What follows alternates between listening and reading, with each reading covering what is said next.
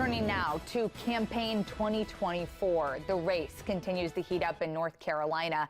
The Tar Heels stay a critical battleground. And today, Republican VP hopeful J.D. Vance held an event in Raleigh. WBTV's chief joins us now live with more on this visit. Nick, we know Vance wrapped up in just the last few minutes.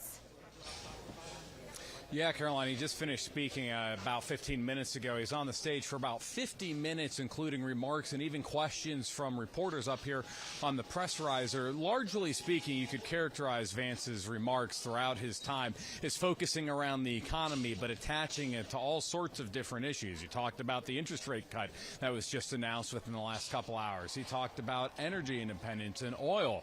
He talked about the housing crisis, medical, the healthcare system in America. All of these things, he said, relates back to the economy, people's way of life, and he said all have gotten worse under the Biden-Harris administration. Of course, he said things would improve under a Trump-Vance administration, but towards the end of his remarks, after he stopped taking questions, Vance actually wrapped up by talking about his conversation with former President Donald Trump after Sunday's assassination attempt in which Secret Service agents shot at a man with a rifle while Trump was golfing on the golf course. Vance said he heard from the former president who said someone had tried to shoot him. Again, he said the former president was upbeat, and he called Donald Trump a fighter, someone calm under pressure. So again, as you mentioned, North Carolina, a critical battleground state. I'll focus more on that when we see you again here from Raleigh coming up at 5 o'clock. For now, they're reporting live in Raleigh. Nick Oxner, WBTV, on your side.